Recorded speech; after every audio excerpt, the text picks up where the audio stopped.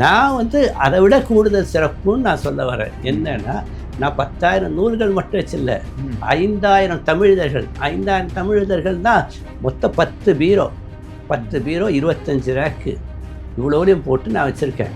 அதை தான் படுபாவிங்க உள்ளே நுழைஞ்சி எல்லாத்தையும் அவங்களுக்கு வந்து என்ன தெரியும், அவங்களுக்கு பூரா பணம் காசு தான். நான் என்ன சொல்லலைன்னா, இல்லை சார், இப்போ உங்களுடைய ஆவணங்களை எல்லாம் அழிப்பதன் நோக்கமா, இல்லை உங்கள் மீது தனிப்பட்ட முறை எல்லாம் பணம். முதலமைச்சர் இருக்கிறாரு பாரு, ஸ்டாலின். சிஎம் செல்லுக்கே போனீங்க. அவர் ஸ்டாலின் தான் வராரு, விடிய தர போறாருன்றாரு. அவருக்கு 50 முறையாவது ரெஜிஸ்டர் போஸ்ட் அனுப்பிச்சுக்கிறேன். இவ்வளோ கேடுகட்ட மட்டமான ஆட்சி இதுதான். இது வரைக்கும் நான் இந்த மாதிரி ஒரு மோசமான ஆட்சி நான் பார்த்ததே கிடையாது.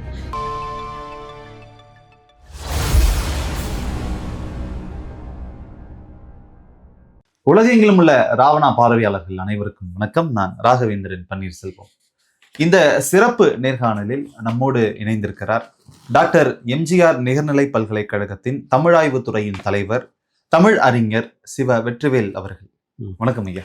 வணக்கம். வணக்கம் ஐயா, உங்களுடைய பேட்டியை ஒரு சேனல்ல பார்த்திருந்தோம். நீங்கள் ஒருவரிடம் 17 லட்சம் ரூபாய் கொடுத்து விட்டு இன்னும் அலக்கழிக்கிறாரு. பல நிலையங்கள்ல பல இடத்துல நீங்கள் கம்ப்ளைண்ட்லாம் கொடுத்துருக்கீங்க. புகார் கொடுத்தும் எந்த ஒரு நடவடிக்கையுமே இது வரைக்கும் எடுக்கப்படலை. உங்கள் மீது அது மாறாக எதிராக திரும்பி இருக்கிறது அப்படின்றத நீங்க பதிவு செய்திருந்தீங்க. ரத்தின சுருக்கமாக சொல்லுங்க, என்ன பிரச்சனை அது? ஏன் உங்களுக்கு இந்த மாதிரியான நிலை ஏற்பட்டிருக்கிறது? இன்னொன்னு கூடுதலா, நீங்க கலைஞர் நூலகம்ன்ற பெயர்ல ஒரு நூலகமே வைத்திருக்கிறீர்கள். திமுக ஆட்சி நடந்துகிட்டு இருக்கு. அப்படி இருக்கக்கூடிய சூழ்நிலையில உங்களுக்கு மட்டும் ஏன் இப்படி ஒரு டார்கெட் ஏன் உங்களை செஞ்சிருக்கிறாங்க? வணக்கம். என்னுடைய பேர் வந்து வெற்றிவேல். நான் எஸ்பிஓஏ பள்ளியில் 33 ஆண்டுகள் தமிழாசிரியராக இருந்தேன். அப்புறம் 5 ஆண்டுகளாக எம்ஜிஆர் பல்கலைக்கழகத்தில் தமிழ்துறை தலைவராக இருந்தேன். இப்போ அந்த பதவியில் 6 மாதமாக இல்லை. அதுக்கான காரணத்தையும் நான் சொல்லிடுறேன். நான் வந்து என்னோடய பிரச்சனையை நான் சுருக்கமாக சொல்லிடுறேன். நான் வந்து ஏறத்தாழ அந்த வீட்டில் ஒரு 10 வருஷமாக இருந்தேன். அதாவது 2240 முல்லை நகர் முதல் தெருவில் இருக்கக்கூடிய வீட்டில், அண்ணா நகரில் இருக்கக்கூடிய வீட்டில் நான் வந்து 10 வருஷமாக இருந்தேன். ஆனால் எனக்கு வந்து 10 வருஷமாக பிரச்சனையானா அப்படி ஒன்றும் பிரச்சனை கிடையாது. நான் 17 லட்ச ரூபாய் கொடுத்துட்டு நான் லீஸுக்கு இருந்தேன். அந்த வீட்டில் பெரிய அளவுக்கு பிரச்சனை அப்படிங்கிறத எப்போ தோன்றுச்சு அப்படின்னா 4/4/2023. அது 2023 வருஷம் ஏப்ரல் மாதம்தான் பிரச்சனை உருவாச்சு. ஏப்ரல் 4ஆம் தேதி.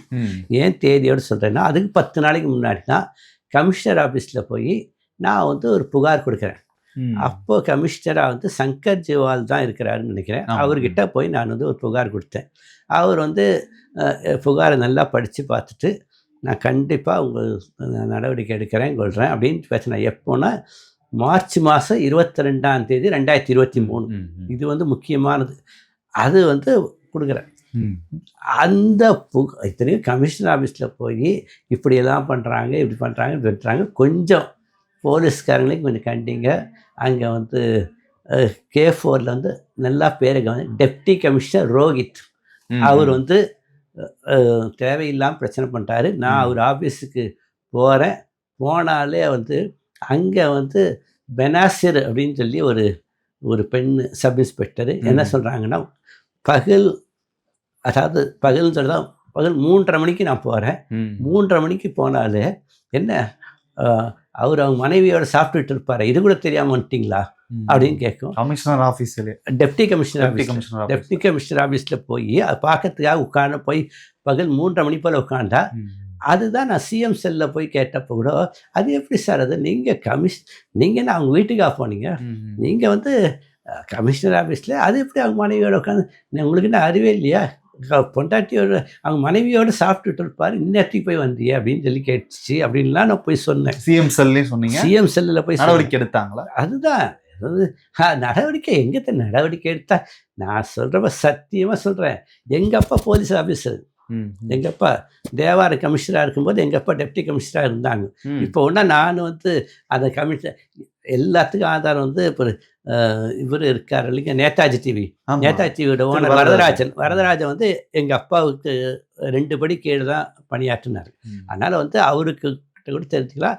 நாங்கள் வந்து ஒரு போலீஸ் ஆஃபீஸரோட குடும்பம். 1950 1990க்கு 40 வருஷம் எங்கள் அப்பா போலீஸ் டிபார்ட்மெண்ட்டில் பெரிய வேலையில் இருந்தாங்க. அப்படி இருந்தும் உங்களுக்கு ஏன் இந்த தொல்லை? அதான்ப்பா எல்லாரும் கேட்கறது தான். யாருக்கும் தெரிஞ்சும் தெரியாம இருக்காங்களா? இல்ல தெரியாத எல்லாருக்கும் தெரியும். இப்போ வந்து இந்த தனியார் தொலைக்காட்சி இதில் வந்து யூடியூப் சேனலில் பேசுனதை ஏறத்தாழ 40,000 பேருக்கு மேலே பார்த்துக்கிறாங்க. அப்பா என்னோட பசங்களே வந்து எங்கிட்ட படித்த பசங்க 6,000 பேர். 6,000 பேரில் பார்த்துருக்குறாங்க. 6,000 பேர்னா 6,000 பேருடைய குடும்பம் எல்லாம் பார்க்கும்போது நிறைய பேர் பார்த்துருக்காங்க. எல்லாம் இது வந்து எதுக்கு சொல்ல வரேன்னா, இவ்வளோ கேடுகட்ட மட்டமான ஆட்சி இதுதான்.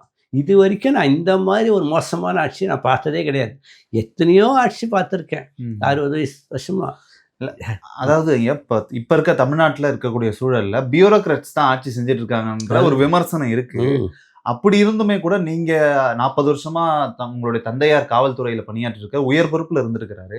உங்களுக்கு அது இல்லாம நான் மட்டும் ஒரு அட்டெண்டரா இல்லை. நான் வந்து 84லயே வந்து திருக்குறள் முழுக்க நான் பண்ணிட்டு திருக்குறள் அவதானம் பண்ணிக்கிட்டு வரேன் 40 வருஷமா. நான் திருக்குறள் வெற்றிகள்னா எல்லாருக்குமே தெரியும். நான் வந்து எம்ஏ பிஎட் எம்ஃபில்லாம் படிச்சுட்டு நான் வந்து தனியார் இதில் வந்து எஸ்பிஓஏ பள்ளியில், அது எஸ்பிஓஏ பள்ளின்றது புகழ் வாய்ந்த பள்ளி. அந்த எஸ்பிஓஏ பள்ளியில் சிபிஎஸ்சி பள்ளியில் 17 வருஷம், மெட்ரிக் பள்ளியில் 16 வருஷம், 33 வருஷம் நான் வேலை பார்த்துருக்கேன். நான் வந்து இந்த டியூஷன் எடுக்கிறது கொள்வது தேவையில்லாமல் நான் வந்து இங்கே கடன் வாங்குறது அங்கே கடன் எதுக்கும் நான் போக மாட்டேன். சமூகத்தில் ஒரு உயர்ந்த அந்தஸ்தில் இந்த அந்தஸ்துல என்னை பற்றி நான் 10,000 புத்தகம் 10,000 புத்தகமும் சாதாரண புத்தகம் கிடையாது.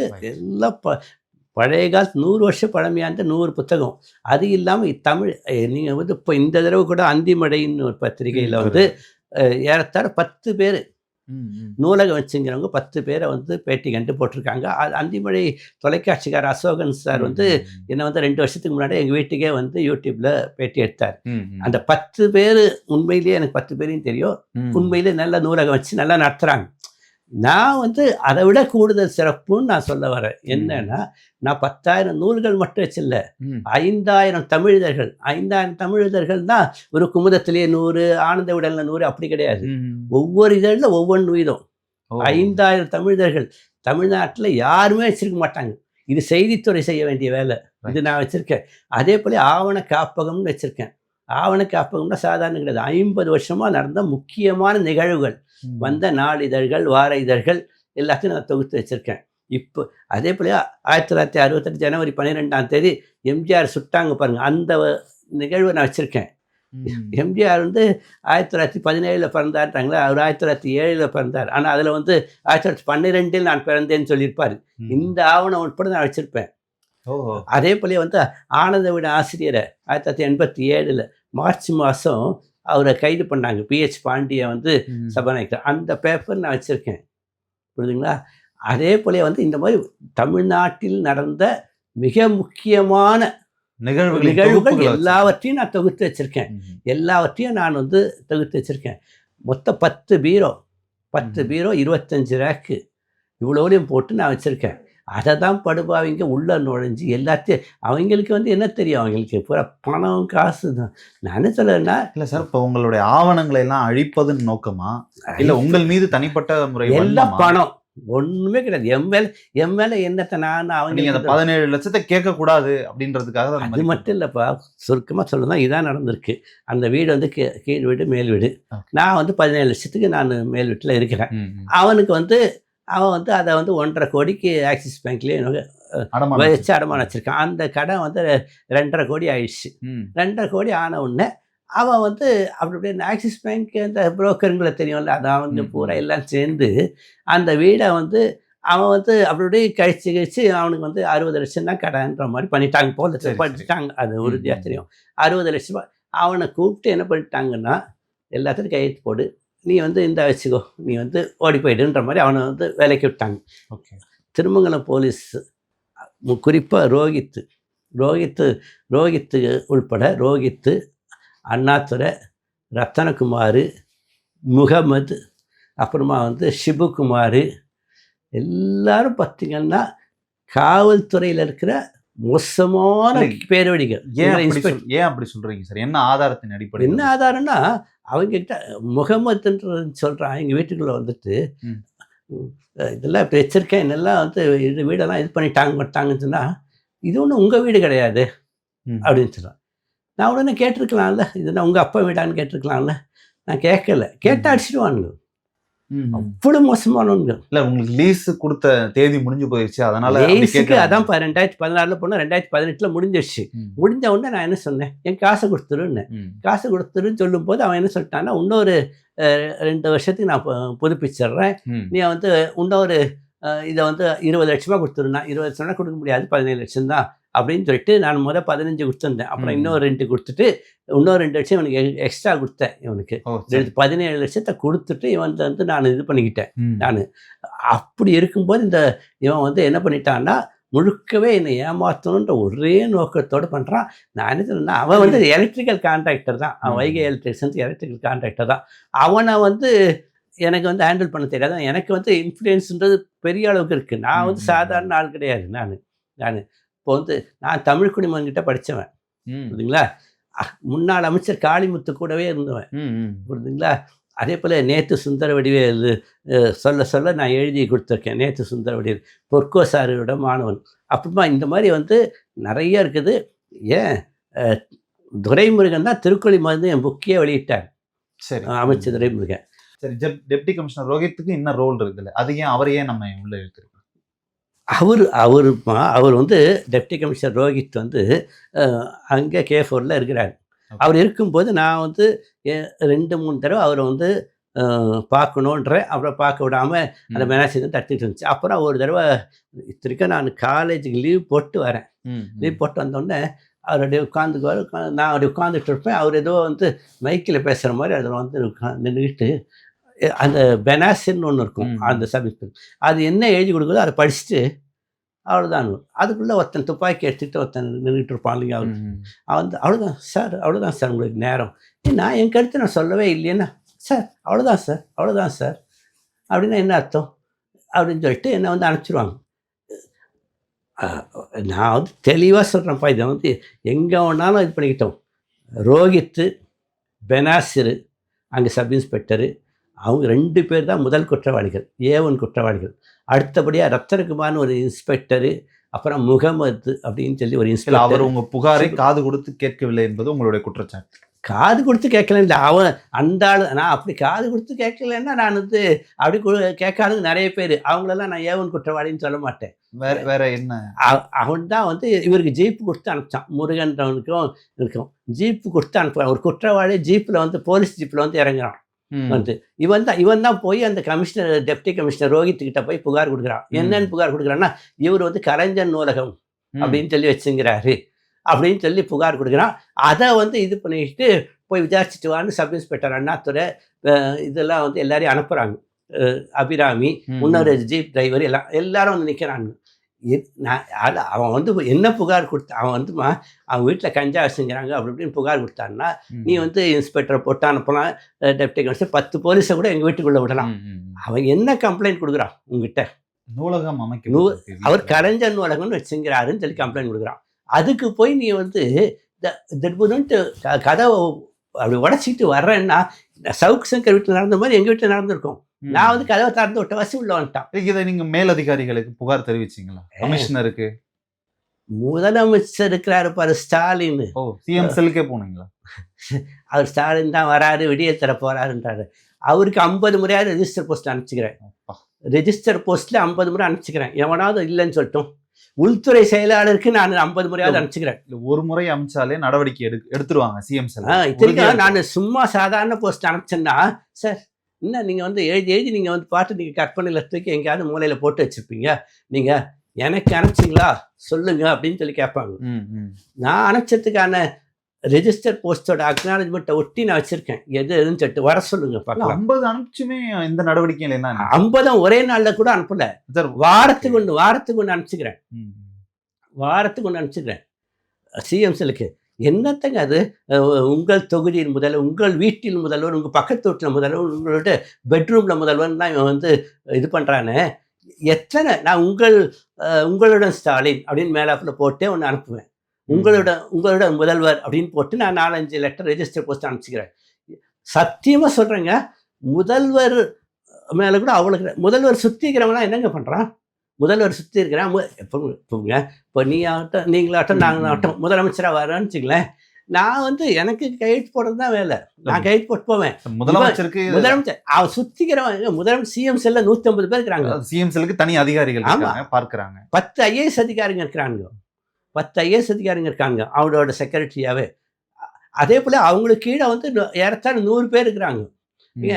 1100 நம்பர் எடப்பாடி காலத்தில் தொடங்கினது. அது சிஎம்மோட இது சிஎம் செல் அப்படின்னு சொல்லிட்டு ஒன்று தொடங்குது. அது என்னங்க அது? அதில் வந்து நான் 100 முறையாவது கம்ப்ளைண்ட் பண்ணியிருப்பேன். 100 முறையாவது கம்ப்ளைண்ட் பண்ணியிருப்பேன். 1100 எடுத்து பார்க்க சொல்லுங்க. அது ரெக்கார்டட் தானே. 100ஆம் நம்பருக்கு நான் 100 முறை ஃபோன் அடிச்சுக்கிறேன். அதுவும் ரெக்கார்டட் தானே. கண்ணாவுன்னா திட்டுவேன். டேய் நீங்களாம் எதுக்குடா இருக்கீங்க அப்படின்னு திட்டுவேன். எவனுக்கு சூடு சொன்னே கிடையாது. இல்ல அரசு இயந்திரம் இயங்கவில்லை, சத்தியமா ஒண்ணுமே இல்லை. யாரும் சொல்லலாம். அப்போ வந்து அவர் பாட்டு இருக்கிறாரு, இவங்க தான். நான் கேட்குறேன், நான் ஒன்றுமே இல்லை. நான் ஒரு ஸ்கூலில் வாத்தியாராக இருக்கிறேன். எங்கள் பிரின்ஸிபால் வந்து எதையும் கண்டுக்கிறது இல்லைன்னு வச்சுங்க. எங்கள் பிரின்ஸிபால் வந்து எதுவுமே கண்டுக்கிறது இல்லை. நான் வந்து போகிறேன், எவனுக்கிட்டேயும் பாடமே நடத்துறதில்லை. எவனாவது ஒருத்தன் பாடத்தை ஏதாவது கெட்ட அடிச்சுட்டு நான் பாட்டு இருக்கிறேன்னு வச்சுங்களேன், எனக்கு எப்படி தண்டனை கிடைக்குமா கிடைக்காதா? ஒரு வருஷத்துக்குள்ளே கிடைக்கும் இல்லையா? முதலமைச்சர்ன்றவர் அவர் டம்மியாக இருக்கிறாரோ, முதலமைச்சர்ன்றவர் இல்லவே இல்லையோ. அவர் இப்போ எம்ஜிஆர் கூட தான் முதலமைச்சராக இருக்கும்போது உடம்பு சரியில்லாமல் படிச்சுட்டாரு. ஜெயலலிதா கூட 6 மாதம் படிச்சுட்டாங்க இல்லையா? ஆட்சி நடந்த ஆட்சி. அதாவது நான் என்ன சொன்னேன்னா, இவங்களாம் நான் எல்கேஜி குழந்தைங்களா? நான் கேட்குறேன், இப்போ ஒவ்வொருத்தரும் அவங்க கடமை செய்யணுமா வேண்டாமா? இல்லை சார், இதுக்கு என்ன காரணமாக இருக்கும்னு நீங்கள் நினைக்கிறீங்க? இது இந்த மாதிரி கிணத்துல போட்ட கல் மாதிரி இருக்குது, இவ்வளோ புகார் கொடுத்தும் நடவடிக்கை இல்லை அப்படின்றதுக்கு என்ன காரணமாக இருக்கும் நீங்கள் நினைக்கிறீங்க? சுற்றி நான் வந்து கற்பனை பண்ணி இது என்னவா இருக்கும், அது என்னவா இருக்கும்னு. இப்போ நான் வந்து ஒரு ஸ்கூலோட பிரின்சிபாலாக இருந்தேன்னா, ஒன்று நான் என்ன பண்ணோம், நான் வந்து நான் எதுவும் கண்டுக்காமல் நான் பாட்டு போய் கொடைக்கானலில் போய் உட்காந்துங்கிறேன்னா கூட, எனக்கு கொடைக்கானலில் ஏதாவது ஃபோன் வரல, இப்படி உங்கள் ஸ்கூல் அராஜகமாக இருக்குது கொள்ளுதுன்னா, நான் உடனே என்ன பண்ணோம், நடவடிக்கை யாரையாவது ஒருத்தரை கூப்பிட்டு பாரு இப்படிலாம் புகார் வருது, மரியாதை அவ்வளோதான், முடிஞ்சு போச்சு இல்லைங்களா? இப்போ ஜெயலலிதா இருக்கும்போது தினம் வந்து அப்படியே உட்காந்துன்னு பார்த்து அவங்ககிட்ட புகார் போச்சுன்னா அடுத்த நிமிஷம் காலி எவனாவது. எம்ஜிஆர் கிட்டலாம் நான் எம்ஜிஆர் முன்னாடி நான் பேசிக்கிறேன், புரியுதுங்களா? எம்ஜிஆரோட முன்னாடியெல்லாம் எம்ஜிஆர்கிட்ட ஏதாவது ஒரு புகார் வந்து பெரிய அளவுக்கு இந்த மாதிரி புகார் போச்சுன்னு வச்சுங்களேன், நான் தோட்டத்தை கூப்பிட்டு வச்சு உதச்சிடுவார் சரிங்களா? நான் மலைச்சாமி கூட பழகிருக்கேன். மலைச்சாமி வந்து ஜெயலலிதா வந்து முதலமைச்சராக இருக்கும்போது ஒரு ஹோம் செக்ரட்டரியாக இருந்தார். அவர் தான் வந்து அண்ணா நகர் ரெசிடென்சியல் தலைவர், நான் செயலாளர். அவர் எத்தனையோ முறை என்கிட்ட சொல்லிக்கிறாரு, வெற்றிவேல் நான் சும்மா விட மாட்டேன், நான்லாம் வந்து அரைஞ்சிடுவேன். இவ்வளோ இன்ஃப்ளூயன்ஸ் உங்களுக்கு இருக்கும்போதே ஹேண்டில் பண்றாங்க, சாமானியர்களோட நிலை என்னவா இருக்கும்? அதுதான் எனக்கு கேள்வி. நான் வந்து சென்னையில் இருக்கிறேன். சென்னைன்றது ஒரு தலைநகர். அதில் அண்ணா நகர்ன்றது முக்கியமானது. எஸ்பிஓஏ பள்ளியில் இருக்கிறேன். எஸ்பிஓஏ ஸ்கூலில் கூட நான் ஸ்டாஃப் அசோசியேஷன் செக்ரட்டரியாகவே இருந்துக்கிறேன். என்னை வந்து ஆசிரியர் 188 பேர் வந்து ஓட்டு போட்டு தேர்ந்தெடுத்தாங்க. மெட்ரிகுலேஷன் வந்தேன். மெட்ரிகுலேஷன் ஸ்கூல்லையும் நிறைய பேர் ஓட்டு போட்டு 136 பேருக்கு ஓட்டு போட்டுன்னு தேர்ந்தெடுத்தாங்க. நான் அண்ணா நகர் ரெசிடென்சியல் செக்ரட்டரியாக இருக்கிறேன். நான் வந்து அங்கே வந்து இந்த ராமநாதன் படம் மந்திரிங்க இருப்பாங்க. மந்திரிங்க வீட்டாண்ட பூரா அப்படியே தண்ணி தேங்கிக்கிட்டு இருக்கும். நான் தான் வந்து டைம்ஸ் ஆஃப் இந்தியா பத்திரிக்கைக்காரங்க எனக்கு தான் ஃபோன் அடிப்பாங்க. ஃபோன் அடிச்சு அண்ணாநகரில் ஏதாவது பிரச்சனையானுவாங்க, இந்த மாதிரி சொல்லுவேன். ரோடை போட்டு கொடுப்பாங்க. இந்த சங்கங்காலனி என்கிட்ட ரோடே இல்லாமல் இருந்துச்சு. அதுக்கு நான் தான் போய் அங்கே போய் இது பண்ணேன். ஆனால் நான் போய் அவ்வளோதான் செஞ்சாலும் அதுக்கு பேக்கப், அது மூலவர் யாருன்னா அண்ணா இவர் மலைச்சாமி கிட்ட லெட்டர் வாங்கிட்டு போவேன்.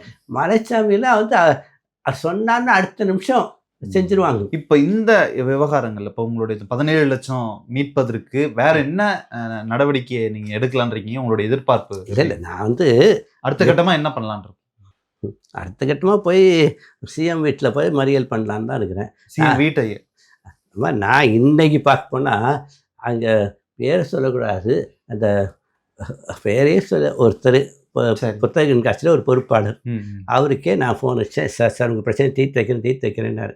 அப்புறமா ஃபோனே எடுக்க மாட்டேன்ட்டார். ஒன்று வாய்ஸ் மெசேஜ் அனுப்பிச்சிட்டேன். நான் வந்து புத்தக கண்காட்சிக்கு அவர் வரும்போது நான் வந்து அவர் முன்னாடி நான் மறியல் பண்ணி காட்டட்டுமான்னு சொல்லி வாய்ஸ் மெசேஜ் அனுப்பிச்சேன்.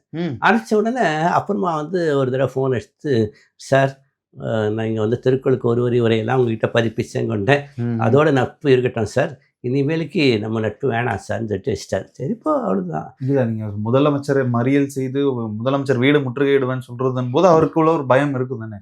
நாளைக்கு நம்ம கூட தொடர்புல நான் இருக்கிறோன்றதுனால அவங்களுக்கு ஏதாவது பிரச்சனை இது வருமா? 2 வருஷமா அது அதாவதுப்பா நான் என்ன சொல்றேன்னா திரும்பவும் போன வாரம் நான் ஏதோ மனு கொடுக்குறேன். இந்த வாரம் தீர்க்கலைன்னா நான் அப்படிலாம் சொல்றது தப்பு. இப்ப உங்களுடைய இன்னையோட 7 வருஷம் ஆகுது, ஓ. 6 வருஷம் ஆகுது அந்த பிரச்சனை வந்து. அந்த பிரச்சனை சிவியர் ஆனது 2.5 வருஷமா. Right. மனித உரிமை ஆணையத்தில் நான் 2023 வருஷம் இந்த மாதிரி வீட்டுக்குள்ளே புகுந்து தகராறு பண்ணுறாங்க கொள்றாங்கன்ட்டுலாம் போய் 10 பக்கம் கம்ப்ளைண்ட் கொடுத்துட்டு வரேன். அதுக்கு அடுத்ததும் திரும்ப ஒரு மாதத்துக்கெல்லாம் போனேன். இப்படி 10 முறை போயிட்டு வரேன். அப்புறமா மே 27 2024 அதை நான் சொல்லலை, 2024 நான் வந்து என் வீடை பூட்டிட்டாங்க. வீடை பூட்டினவுன்னு நான் நேராக போகிறேன் திருமங்கலம் போலீஸ் ஸ்டேஷனில். போனால் அவங்க பூரா உள்ளே போயிட்டு நீ தானே அண்ணாதுரைன்னு கேட்குறான். அதுக்கு கூட்டிகிட்டு போய் ரூம்குள்ளே கூட்டிகிட்டு போய் என்ன ரூம்குள்ளே பிடிச்சி இழுத்துக்கிட்டு போய் மேல் தாப்பால் போட்டு என்ன டம்மன்னு அடிக்கிறான்னா எவ்வளோ திமிரு. அடிக்க செய்யறாங்க. அடிச்சான் சத்தியமா. என் முதுகுல போட்டு தம்மு அடிச்சு வெளியே தள்ளி விட்டான். வயது வித்தியாசம் எதுவுமே பார்க்கல. இப்போ நான் வந்து இப்போ முகமதுன்றவரே ஏதோ பேசும்போது இது வந்து உங்க அப்பா விடா அப்படின்னு கேட்டேன்னு அப்போ டப்புன்னு அது வந்து எமோஷன்ல அடிச்சிடலாம். அது வந்து ட்ரிகர் ஆகிட்டு அடிச்சிடலாம். இது நான் வந்து ஒண்ணுமே சொல்லியே. நான் போய் ஏன் வந்து இது பண்றீங்கன்னா இந்த ரூம்குள்ள கூட்டிகிட்டு போய் அடிக்கிறான். அந்த ஏண்டா அடிச்சேன்னு தகவல் பெரு உரிமை சட்டப்படிக்கு அதெல்லாம் கேட்டால் கூட இதெல்லாம் தகவல் பெரு உரிமை சட்டப்படி வராதுன்ற எழுதுறானே இவன். அப்படின்னா என்னடா வரும், என்ன வரும்? நான் வந்துங்க K4ல வந்து 10 வயசு பொண்ணை வந்து 10 வயசு குழந்தைய வந்து பாலியல் பண்ணிட்டாங்க. அவங்க 2 பேரும் அவங்க அப்பா அம்மா நிர்வாணப்படுத்தி பண்ணாங்க. அதை நான் தகவல் பெரு உரிமை சட்டப்படி கேட்டால் உனக்கு என்ன வந்துச்சுன்னு சொல்லி கேட்கலாம். இல்லை நீ வந்து இதுக்கு இதெல்லாம் தகவல் பெரு சட்டத்துக்கு வராது, இது வந்து உனக்கு அது சம்மந்தம் இல்லைன்னு கொடுக்கலாம். என்ன ஏண்டா அடிச்சேன்னு சொல்லி கேட்டாலே தகவல் பெரு உரிமை சட்டப்படி வராது அப்படின்னா இவன் எதுக்குங்க இருக்கிறான்? டெப்டி கமிஷனராக இருக்கிறாங்க. நான் சத்தியமாக சொல்கிறேங்க. அவன் வந்து உதயகுமார்னு இப்போ டெப்டி கமிஷனர் 6 மாதத்துக்கு முன்னாடிங்க நான் போகிறேன். நான் வந்து கரெக்டாக வந்து ஒரு நவம்பர் 8க்கு ஒரு 20 நாளைக்கு முன்னாடி போகிறேன். போகும்போது அந்தாங்க சாதாரண ஒரு டிஷர்ட் போட்டுக்கிட்டு அப்படியே உள்ளடா நீ டிஷர்ட்டாவது போட்டுக்கோங்க மாதிரி கட்டிக்க, எனக்கு அதை பற்றி இல்லை. நேராக வரேன். சிவில் உடையில் இருந்திருக்காரு. சிவில் உடை அதாவது பார்க்க போனாங்க. நான் கேட்குறேன்னா இப்போ உதயநிதி சிவில் உடை இருக்குன்னா தப்பு கிடையாது. அவர் துணை முதலமைச்சர் எப்படி வேணாலும் இருப்பார், தப்பு கிடையாது.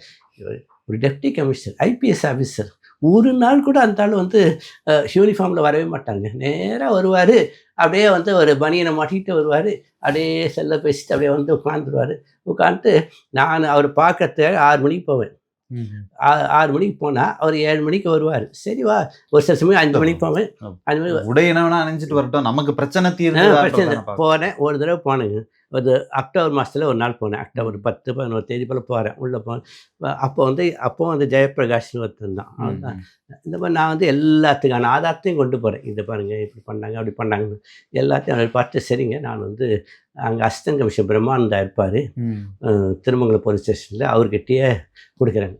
அவன் தான் பெரிய அயோக்கியம் அப்படின்னு. சார் அப்போ கூட நான் வந்து என்னோட மேற்பார்வையில் நடக்கும், புரியுதுங்களா? உங்களுக்கு ஃபோன் வரும் பாருங்க, இன்னும் 2 நாளில் ஃபோன் வரும் பாருங்கள், உங்கள் பிரச்சனை தீர்ந்துடும் பாருங்கன்னு சொல்லிட்டு அனுப்பிச்சிட்டான். நடந்துச்சா? 20 நாள் கழிச்சு போகிறேன். கரெக்டாக நவம்பர் 8ஆம் தேதி 2025 நான் போகிறேன். நான் வந்து 5 மணிக்கே போனேன். அப்புறம் 1 மணி நேரம் கழிச்சு 6 மணி ஆகுனாங்க. அப்படி போட்டு கரெக்டாக 7:10க்கு வந்தாருங்க. 7:10க்கு வந்தார். அப்புறம் வந்து இவன் வந்து ஜெயபிரகாஷ்கிட்ட வந்து அவன் செக்ரட்டரி கூப்பிட்டு விட்றான். நான் போன உடனே அது அந்த இது மாதிரி கொடுப்பாங்களா, அதில் எழுதி கொடுங்க. நான் என்ன பிரச்சனை அப்படின்னு சொல்லி கேட்டு அவன் வந்து ஏற்கனவே நான் சொல்லிட்டேன். சரி வாங்க உள்ளே போவோம் அப்படின்னு சொல்லி கூட்டிகிட்டு போனான். போய் அப்படி உட்கார்ந்த ஒன்று இப்படி பேசிட்டே இருக்கிறேன். என்ன கையை நீட்டி பேசுகிறீங்க, கையை நீட்டி பேசுங்கன்னா இப்படி தான் அவ்வளோ வயதுங்க. நான் கையை நீட்டி பேசாமல் கை கட்டிக்கிட்டா பேச முடியாது. என்ன நீங்கள் இது பற்றின நீங்கள் வந்து நான் அப்போவே சொன்னேன்ல திருமங்கலம் போலீஸ் ஸ்டேஷனில் போய் கேளுங்க அப்படின்னு சொன்னேன்ல, ஏன் 20 நாள் ஏன் சும்மா உட்காந்துட்டு வரீங்க அப்படின்னா என்ன அர்த்தம் எனக்கு புரிய மாட்டேங்குது. நான் ஒன்று கேட்டேன், பாருங்கள் நீங்கள் தான் விசாரிக்கணும், நான் அன்றைக்கே சொல்லிட்டேன் அப்படின்னு. இது பாருங்கள் நீங்கள் வந்து உங்களுக்கு வந்து இவங்க மேலே கம்ப்ளைண்ட், நீங்கள் நேராக போங்க கீழே சரவணன் இன்ஸ்பெக்டர் இருப்பார், L&O இன்ஸ்பெக்டர், அவர்கிட்ட என் மேலே விட கம்ப்ளைண்ட் கொடுங்க அப்படின்றான். இவர் டெப்டி கமிஷனர், இவர் மேலே நான் வந்து கீழே இருக்கிற சரவணன்கிட்ட போய் கம்ப்ளைண்ட் கொடுங்க அப்படின்றார். சரி, இல்லை இப்போ நீதிக்காக ஒரு போராட்டம் நடத்திக்கிட்டு இருக்கீங்க. இப்ப இங்க கிடைக்கல, நீதிக்காக கிடையாதுங்க, என்னோட பணத்துக்காக. உங்களோட பணத்துக்காக தான். ஆமா. இப்ப இங்க கிடைக்கல, நடவடிக்கை எடுக்கலன்னும் போது நீதிமன்றம் போறதுக்கான வாய்ப்பு இருக்குதா? நீதிமன்றம் போறேன். போனீங்களா? ஏன் போகாம 2023 போயிட்டேன். ஆனா சக்திவேல்னு ஒரு நல்ல நீதிபதி என்ன பண்ணாருன்னா, ஒரே மாசத்துல ம். அந்த முருகன் மேலயும் ராணி மேலேயும் எஃப்ஐஆர் போடுங்கன்னு சொல்லி அவர் கொடுத்துட்டாரு. மனைவி. அவங்க மனைவி மேலேயும் எஃப்ஐஆர் போடுங்கன்னு சொல்லி V5 திருமங்கலம் போலீஸ் ஸ்டேஷன் இன்ஸ்பெக்டருக்கு ஆர்டர் கொடுத்துட்டாரு. கொடுத்த உடனே இவன் வந்து அந்த ரத்தனகுமார்னு அங்கே இருக்கிறான், கிரைம் இன்ஸ்பெக்டர். அவன் என்ன எழுதுறான்னா, இவர் வந்து இவங்க மேலே கம்ப்ளைண்ட் கொடுத்துருக்காரு, அவங்க மேலே கம்ப்ளைண்ட் கொடுத்துருக்காரு, கலெக்டர் மேலேயே கம்ப்ளைண்ட் கொடுத்துருக்காரு, எனவே வந்து இது சிவில் வழக்கு அப்படி இப்படி என்னென்னவோ எழுதி, எனவே வந்து நாங்கள் வந்து இதன் மீது முதல் தகவல் அறிக்கை பதிவு செய்ய முடியாது என்பதை பணிந்து தெரிவித்துக் கொள்கிறோம் அப்படி இப்படின்னு சொல்லிட்டு இவன் வந்து எழுதி கொடுக்குறாங்க. எழுதி கொடுத்தா அதை பேஸ் பண்ணி நான் உடனே அவன் வந்து தர்மபிரபுன்ற வந்து அவன் வந்து நீதிபதி எனக்கு வந்து ஒரு மாதத்துக்கு இல்லாமல் சரி கிடையாதுன்னு கொடுத்தான்னா தப்பு கிடையாது. 20 முறை வரவழைச்சாங்க கோர்ட்டுக்கு. இந்த தர்மபிரபு இப்ப நீதிமன்றத்திலையும் உங்களுக்கான நீதி கிடைக்கல. 20 முறை என்னை வர வச்சுட்டு அப்புறமா வந்து போன வருஷம் இந்த 2024 என்ன கொடுக்குறாங்கன்னா, இவர் வந்து கிரிமினல் சாயம் பூசுறாரு, அது வந்து இது சிவில் வழக்க கிரிமினல் சாயம் பூசுறாரு அப்படின்னு சொல்லி. யாருக்கு இது வந்து முக்கியமான பாயிண்ட் என்னன்னா, நான் வந்து இருக்கிறது அண்ணா நகர். என்னோட போலீஸ் லிமிட் எதுனா V5 திருமங்கலம். அப்படி இருக்கும்போது V5 திருமங்கலம் போலீஸ் ஸ்டேஷனுக்கு சக்திவேல்ன்றவர் என்ன கொடுக்குறாரு, எஃப்ஐஆர் போடு, முருகன் ராணி மேலே எஃப்ஐஆர் போடுன்னு கொடுக்குறாரு. இவன் என்ன சொல்கிறான், ரத்தனகுமார்ன்றவன் அதெல்லாம் கொடுக்க முடியாது அப்படின்னு. அவன் வந்து அங்கே கிரைம் இன்ஸ்பெக்டர், அவன் வந்து கொடுக்குறான்.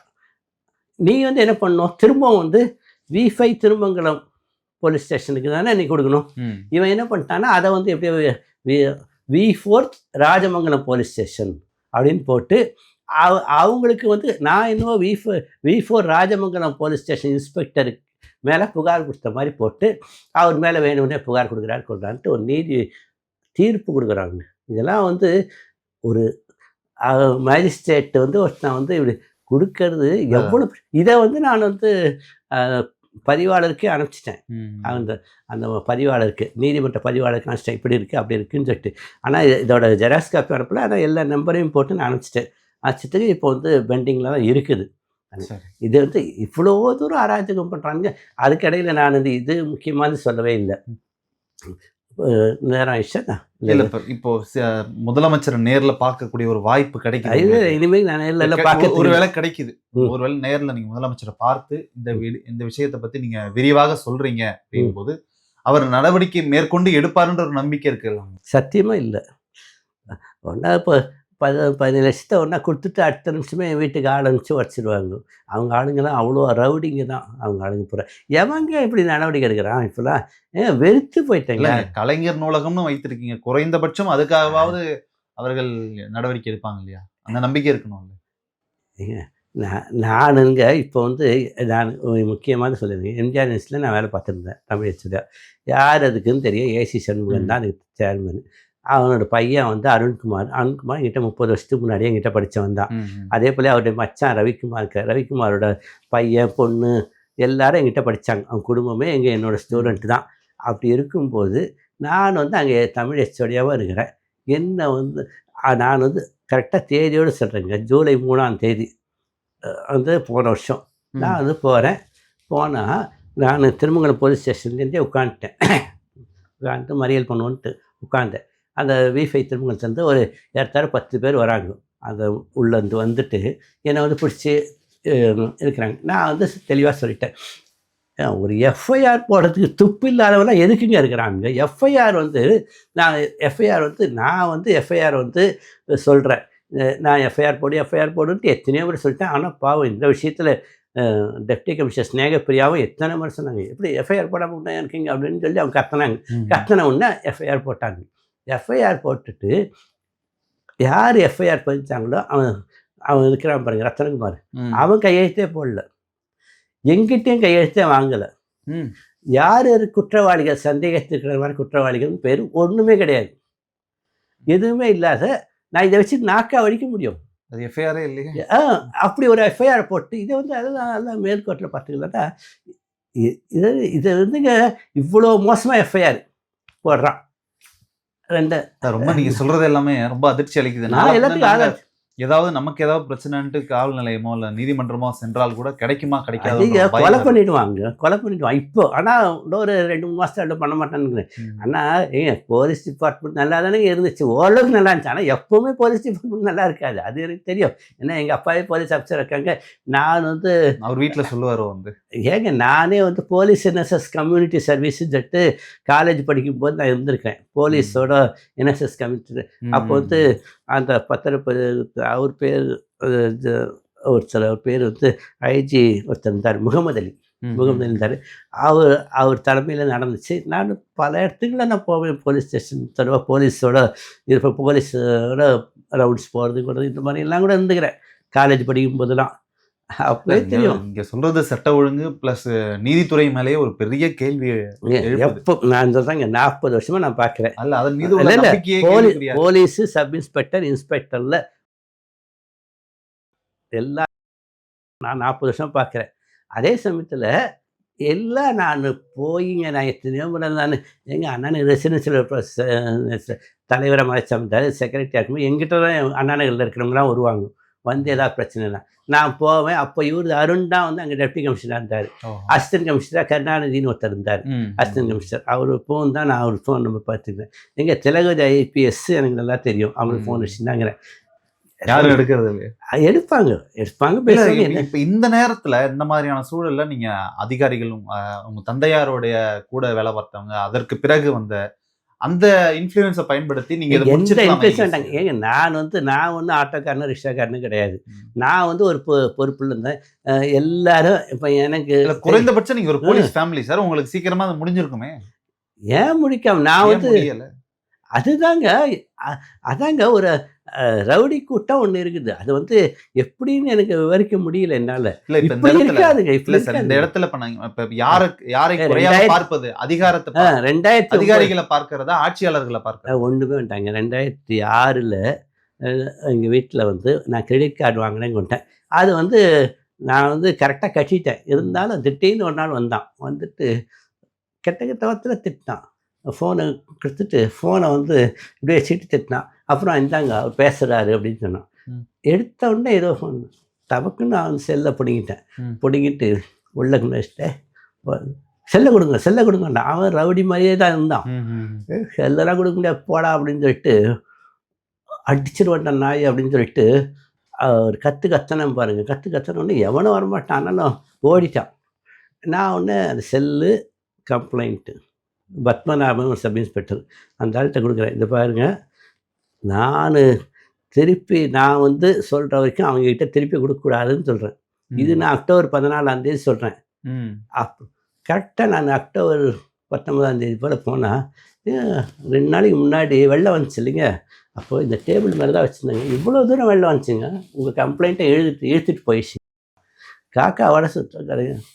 அப்புறமாவும் போய் இது பண்ணால் அப்புறம் இன்னொரு தொடர்பாக அப்படி போனேன். செந்தில்குமார் இன்ஸ்பெக்டர்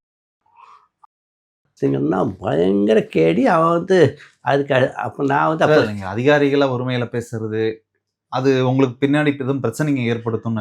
எவன் பிரச்சனை இருந்தான்னு நான் வந்து இது பாருங்களேன், நான் துணிஞ்சிட்டேன். எவனும் வந்து என் மேலே நான் வந்து ஏதாவது நான் தப்பு பண்ணனா, என் மேலே ஏதாவது ஒரு வழக்கு இருக்குதா, எஃப்ஐஆர் போட முடியுமா என் மேலே? எஃப்ஐஆர் போட நான் கேட்குறேன். இப்படிலாம் பேசுறதுக்காக நீ எஃப்ஐஆர் தைரியமா இருந்தா? இல்லை இப்போ ஒரு மகளிர் காவலர்களை தவறாக பேசிட்டாங்கன்னு என்று குண்டாஸ் வரைக்குமே போன வழக்குகள் எல்லாமே நம்ம பார்த்தோம். நீங்க நான் வந்து அதான் நினச்சிட்டு இருக்கிறேன். இவங்க வந்து என் மேலே குண்டாஸ் போட வேண்டாம். திருமங்கலம் போலீஸ் ஸ்டேஷனில் இருக்கிற இப்போ நான் சொன்னேன் பாருங்க, அந்த போலீஸ் மேலே குண்டாஸ் போட சொல்லுங்க. இவங்களுக்கு சுட்டு கொல்லணும்னா அவங்கள சுட்டு கொள்ள சொல்லுங்க. என்ன நினச்சிங்கிறாங்க? என்னங்க எத்தனை நாள் தான் பொறுத்துட்டு இருப்பாங்க? நான் 2.5 வருஷமா 6 வருஷம் இன்னையோட ஆகுதுங்க. 6 வருஷமா ஆகுது. தீவிரமாக பிரச்சனை இருக்குது. 50 லெட்டர் யாராவது ரெஜிஸ்டர் போஸ்ட் அனுப்புவாங்களா? 50 லெட்டர். ரொம்ப வினோதமா இருக்கு ஐயா உங்களுடைய. அதான் சொல்றேன், ரொம்ப வினோதமா இருக்கு. உண்மையிலே பயத்தை ஏற்படுத்துது. நாளைக்கு மற்றவர்களுக்கு பிரச்சனைனா சிஎம் செல்லுக்கு எப்படி போனாலும் அது நடக்குமான்றது பிரச்சனை, பயமா இருக்கு. ஆனால் இது தீந்துரை எப்படி ஒன்று ஒரு மாதம் தீந்துரை நினைக்கிறேன். அண்ணாமலை போய் பார்க்கறதுக்கு நவம்பர் 8 போனேங்க. அவருக்கு இந்த திருக்குறள் திறமையெல்லாம் பார்த்துட்டு அப்படியே சாஸ்தாங்கமாக காலில் விழுந்தார். காலில் விழுந்து பாஜக முன்னாள் தலைவர் முன்னாள் தலைவர் அண்ணாமலை 3 வருஷத்துக்கு முன்னாடி போக போகிறேன். அவர் வந்து இவ்வளோ திருக்குறள் நான் நூலக இதெல்லாம் வச்சுட்டு இருக்கும்போது அந்த நட்ராஜ்னு ஒரு ஐபிஎஸ் அதிகாரி இருப்பாங்க, அவர் வந்து வச்சிருக்கிறார் குரோம்பேட்டையில். அதோட ஓனருக்கு அடுத்த நிலையில் இருக்கிறவர் எங்கள் வீட்டுக்கு வந்தார். 2 தடவை என் காலை தொட்டு கும்பிட்டுட்டு போனார். அதே போல் இன்னொருத்தரும் பெரிய தேர்தல் ஆணையத்தில் ஒருத்தர் முக்கியமான பொறுப்பில் இருக்கிறார்.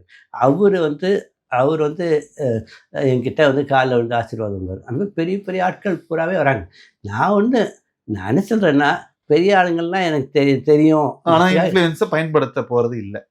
என்னத்த இன்ஃப்ளூயன்ஸ், இதுக்கு மேலே என்ன பயன்படுத்துறது? அவங்க ஒரு இல்லை சார், இன்ஃப்ளூயன்ஸ் இவ்வளோ இருக்கு, நீங்கள் எங்கேயுமே பயன்படுத்தலையா? அதாவது இவர்கள் மூலியமாக மூவ் பண்ணி அந்த 17 லட்சத்தை வாங்குறதுக்கான வழிகளை நீங்க பார்க்கலையான்னு கேட்க. அதாங்க 17 சார், இன்னைக்கு சாதாரணமாக ஒரு கான்ஸ்டபிள் தெரிஞ்சிருந்தாலே, ஒரு ஏட்டு என்னோட சொந்தக்காரர் அப்படின்னு சொன்னாலே அதை வைத்து பெரிய பெரிய காரியங்கள்லாம் சாதிக்கிற நிலைமை. ஆமா, இன்னைக்கு இவ்வளவு பெரிய பெரிய அதிகாரிகள்லாம், பெரிய பெரிய அரசியல் தலைவர்கள்லாம் உங்களுடைய நெருக்கத்துல இருக்காங்க, உங்களுடைய பார்வையில் இருக்கும்போது என்கிட்ட அதான் சொல்லுவாங்க எல்லாருமே. சார் என்ன சார் அது, நீங்கள் ஏசி சண்முகத்தையே கையில் வச்சுங்கிறீங்க, அவங்க பையன் வந்து அவங்க குடும்பம் எல்லாருமே உங்களுக்கு தெரிஞ்சவங்க, நீங்கள் ஏன் சார் அவர்கிட்ட போய் சொன்னீங்கன்னா அவர் உடனே தீர்த்துற போகிறாரு அப்படின்னாங்க. கடைசியில் பார்த்தா அவர்கிட்ட சொல்லவே இல்லை. இதை இங்கே போய் நான் அங்கே தீஷா மிட்டல்னு இருந்துச்சு இல்லைங்க, அதுக்கிட்ட போய் தகராறு பண்ணேன்னு சொல்லிட்டு என்னை கூப்பிட்டு, நீங்கள் வந்து நாளையிலேருந்து வராதிங்க. யார் சொல்கிறது? ஏசி சண்முகத்தோட பையன். காலேஜுக்கு வராதிங்க, நீங்கள் வந்து போயிடுங்க. நீங்கள் வந்து திருமங்கலம் போலீஸ் ஸ்டேஷனில் எதுக்கு போகிறீங்க? எந்த 17 வருஷத்துக்காக போகிறேன்னா அதை இனிமேல் கேட்கக்கூடாது, அது வராது. உங்களை வந்து அவன் சொல்கிறான் பாருங்கள், திருமங்கலம் இங்கே எம்ஜிஆர் யூனிவர்சிட்டியிலேருந்து நான் போகும்போது போகிற வழியில் கொலை பண்ணிடுவாங்க உங்களை அப்படின்றான். இப்போ உங்களை வந்து கொலை பண்ணிடுவாங்க அப்படின்றாங்க. இதெல்லாம் வந்து நாட்டு அடுக்குமாங்க, கொலை பண்ணிடுவாங்க. எங்கள் அப்பா வந்து பிஜேபி சார்பில் நிற்க போகிறாரு, அதுக்கு வந்து அது அப்புறம் அதே உங்களை வந்து கொலை பண்ணிட்டா எங்கள் அப்பாவுக்கு பிரச்சனை ஆகிடும், ஆனால் நீங்கள் வராதிங்க அப்படின்னா இவெல்லாம் மனுஷனாங்க. இல்லை இதெல்லாம் வந்து ஒரு பேச்சாங்க. எங்கள் வேலம்மா ஸ்கூல் வேல்மகன் என்னோட ஸ்டூடெண்ட் தாங்க. வேல்மகன்கிட்ட கூட கேட்பேங்க. எல்லாரும் எனக்கு தெரிஞ்சவங்க தாங்க. சைலேந்தர் பாபுவோட பையன் திவான் பாபு என்கிட்ட படித்தவன் தான். இவ்வளோ இருந்தும் திருட்டு பசங்க, எல்லா திருட்டு பசங்க அயோக்கியங்க தான் இருக்கிறாங்க நாட்டில். 190% பேர் அயோக்கியங்க தான் இருக்கிறாங்க. உங்களுடைய அந்த 17 லட்சம் சீக்கிரமாக உங்களுக்கு கிடைக்கணும் அப்படின்றது அது இல்லாமல் முக்கியமான ஒன்று சொல்லிடுறீங்களா? சொல்லுங்க. நானே 17 லட்சம் இழந்து போயிருக்கிறேன். எனக்கு வந்து இங்கே திருமங்கலம் போலீஸ் ஸ்டேஷன்லேருந்து மூலியமாக ஜெயராமன்ட்டு ஒரு வக்கீல் வந்து 1.5 கோடி ரூபாய் கொடு, இல்லைன்னா உன்னை கொலை பண்ணிடுவேன்னு சொல்லி மிரட்டுறாங்க. தேனியை சேர்ந்து ஜெயம் அவங்ககிட்ட இருந்து 6-7 முறை ஃபோன் வருது. நான் கொலை மிரட்டல் இதுவே ஒரு வழக்கா? ஆமாம், இதையே நான் வந்து என்கிட்ட அவன் கொலை மிரட்டல் வந்து ஃபோன் ஆதாரம் கொடு, இவங்க கூட ஆதாரம் கொடுந்தானு. ஏண்டா அந்த ரெக்கார்டட் மெசேஜே நான் வந்து ஸ்நேகப்பிரியாவுக்கிட்ட அனுப்பிச்சேன். அதே போல் இதை வந்து எத்தனை பேர்கிட்ட கொடுத்துருக்கேன் தெரியுங்களா? இவங்க ஜெயராமன்ட்ட வந்து 1.5 கோடி ரூபாய் கேட்டு என்ன மிரட்டுறா அப்படின்ட்டு மிரட்டி கையெழுத்து போட்டு கொடுக்குறா. திருமங்கலம் போலீஸ் ஸ்டேஷன் வெக்க கேடுங்க. இன்னைக்கு இருக்கிற காலத்துல சார், தற்பொழுது ஒரு வழக்கு கூட பார்த்திருப்போம், பணம் கேட்டு மிரட்டுறாங்கன்னு சொல்லி ஒருத்தரை கைது செஞ்சு கூண்டாசு இங்கேயும் போடப்பட்டது இல்லை. நான் அதை விட நீங்க சொல்றது வந்து அதை விட பெரியதா. அதை விட நான் முக்கியமானு சொல்றேங்க. போன ஜூலை 29ஆம் தேதி நீதிபதி வேல்முருகன் வந்து கொடுக்குறாரு, 4 வாரத்துக்குள்ள பதில் கொடுன்னு சொல்லிட்டு ஏடிஜிபி கொடுக்குறாரு. 5 மாதம் ஆயிடுச்சு, இன்னும் பதில் கொடுக்கல. நீதிமன்ற அவமதிப்பு வழக்கில் வரவில்ல. அது வந்து அங்கே போய் நான் நீதிமன்றத்தில் போய் அந்த பதிவாளர் அலுவலகத்தில் போய் கேட்டால், சார் அதெல்லாம் 3 வருஷம் கழிச்சு தான் சார் பதில் வரும்ன்றான். நீங்கள் 3 வருஷம் வரைக்கும் நான் ஏதோ 3 வருஷம் கழிச்சு வருது, நான் அவ்வளோதானே என்ன பண்ணுறது, திடீர்னு வரும் சார், நீங்கள் எப்படி உங்கள் வக்கீல் வந்து தான் கேட்கணும். வக்கீல் வந்து நான் அவ்வளோதானே நான் வக்கீல் வச்சிருக்க முடியும் அப்படின்னு கேட்டால், சார் நீங்கள் வந்து இது பண்ணுங்க சார். உண்மையிலே பயமாக இருக்குது சார், ரொம்ப பயமாக இருக்குது நீங்கள் சொல்கிறதெல்லாம். மாவட்ட ஆட்சித்தலைவர்கிட்ட எத்தனை முறை கொடுத்தேன்? 10 முறை நான் நேரில் கொடுத்தேன், 20 முறை ரெஜிஸ்டர் போஸ்ட் அனுப்பிச்சேன். இந்த ஆட்சியில மட்டும் தான் அப்படி நடக்குதுன்னு நினைக்கிறீங்களா? திமுக ஆட்சியில தான் அப்படி நடக்குதுன்னு நினைக்கிறீங்களா? மனித உரிமை ஆணையத்தில் போய் 2.5 வருஷமா போய் போராடினுங்க. அன்னைக்கு இப்போ 2 மாதத்துக்கு முன்னாடி போய் அந்த ரெஜிஸ்டாராக ஒரு பெண் இருக்குது, அதுக்கிட்ட போய் இது பாரு மரியாதை வெளியில் போயிடு, இல்லைன்னா போலீஸை வச்சு உன்னை வெளியே தள்ளிடுவேன் அப்படின்னு. நான் என்ன பெரிய போலீஸ் கமிஷனரை கூட கூப்பிடு அப்படின்னேன். உன்னை வெளியே தள்ளுறதுக்கு கமிஷனர் ஒன்றும் தேவையில்லை. யார் ரெஜிஸ்ட்ராராக இருக்கிற பொம்பளை வந்து உன்னை வெளியில் தள்ளுறதுக்கு கமிஷனர் ஒன்றும் தேவையில்லை. இதை போலீஸே கூப்பிட்றேன்ட்டு அங்கே இருக்கிற போலீஸை கூப்பிட்டாங்க. அங்கே அசிஸ்டன்ட் கமிஷனருங்களாம் 2 பேர் அன்யூனிஃபார்மில் வந்து அங்கே கொண்டாங்க. என்ன சார் பிரச்சனைன்னு அதுக்குள்ளே அங்கே ரவுடி மாதிரி ஒருத்தன் நேராக இருந்தான். அவன் தான் ஏவோ. அவன் வந்து பார்க்கறதுக்கு ரவுடிமா இருக்க, உண்மையிலே ரவுடி. ஏய் வெளியில் போ அப்படியே அடிச்சிடுவேன்னு சொல்லிட்டு என்கிட்ட வந்தான். போடா அப்படின்னு சொல்லிட்டு அங்கே அடி நடக்குது. அடிச்சிருவேன்டா, நான் ஒன்று அடிச்சிருவேன்டா அப்படின்றேன். அந்த ரூமுக்கு எதிர்க்கவே தான் அந்த மனித உரிமை ஆணையத்தோட தலைவர் அவர் வந்து இருக்கார். அவர் பாட்டு அவர் உள்ளே உட்காந்துங்கிறாரு. அப்புறம் அசிஸ்டன்ட் கமிஷனருங்க 2 பேர் இருந்தாங்க. அவங்க பூரா என்னை கூப்பிட்டு என்னை உட்கார வச்சு எனக்கு தண்ணியெல்லாம் கொடுத்துருந்து, சார் நீங்கள் நாங்கள் பேசிட்டோம் சார், உங்களுக்கு எல்லாமே பேசிட்டோம், போங்க சார் அப்படின்னாங்க. என்னங்க 2.5 வருஷம் ஆகிட்டு உங்களது சிவில் வழக்கு தள்ளுபடிட்டான். மனித உரிமை ஆணையத்தில் நம்ம ஏதாவது நீங்கள் கொடுக்குறீங்கன்னு வச்சுங்களேன், ஒரு வாரத்துக்குள்ளே உங்களுக்கு தள்ளுபடி செய்யப்பட்டதுன்னு வரணும். 2.5 வருஷம் கழித்து போனால் சிவில் வழக்குன்னு இது பண்ணிட்டோம். அடிச்சுட்டு போய் எப்படிடா சிவில் வழக்குன்னு கேட்டால் அது வந்து எங்களுக்கு தெரியாது, நீங்கள் வந்து அது நீதிபதி கொடுத்தாரு, அவரை போய் கேளுங்கன்றான். யார் நீதிபதி? கண்ணதாசன் ஒரு வக்கீல். ஆமா, மனித உரிமை ஆணையத்துக்கு உறுப்பினர். அவரு போய் கேளுங்க, என்ன ஏது கேட்குறேன்னு ரெஜிஸ்டார். இன்னொன்று அசிஸ்டன்ட் ரெஜிஸ்டார் அதுதான் வந்து கையெழுத்து போட்டு கொடுக்குது, உங்களுக்கு சிவில் வழக்குன்ட்டு. நீ தானே கையெழுத்து போட்டிருக்கேன் அப்படின்னா, நான் கையெழுத்து போடுவேன், அவர் தான் விசாரிச்சார், அவரை போய் கேளுங்க. அவர் இருந்தாலே கேட்டிருப்பேன். எனக்கு என்ன பயமா அவனுக்கு? அவங்ககிட்ட இது கேடு கெட்டவனுங்க, அயோக்கியனுங்க, பொறுக்கிங்க, ரவுடிங்க தாங்க இப்போ இருக்கிறானுங்க. இது வந்து என்ன தெரியாதா அவருக்கு? சார், ஒருவேளை ஆட்சி மாற்றம் ஏற்பட்டா உங்களுக்கு நீதி கிடைக்கும். நீதி இன்னும் ஒரு வாரத்துக்குள்ளேயே நான் என்ன செய்ய போறேன்றது நான் அப்புறமா செயல் மூலியமா காட்டுறேன். சரிங்கய்யா, உங்களுடைய அந்த ஆதங்கத்தை வெளிப்படுத்தி இருக்கீங்க. இது நிச்சயமாக அதிகாரத்தில் இருப்பவர்கள் அல்லது முதலமைச்சர் காதுகளுக்கு சென்று உங்களுக்கு ஒரு நல்ல முடிவு கிடைக்கணும் அப்படின்னு நாங்களும் ராவணா சார்பில் வேண்டி விரும்பிக்கிறோம். அரங்கத்திற்கு வந்து உங்களுடைய கருத்துக்களை பகிர்ந்தமைக்கு ரொம்ப நன்றி சார். நன்றி.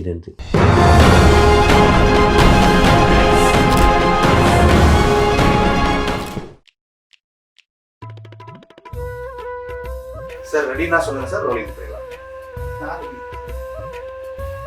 போலாமா சார்? ரெடி. ரோலிங்.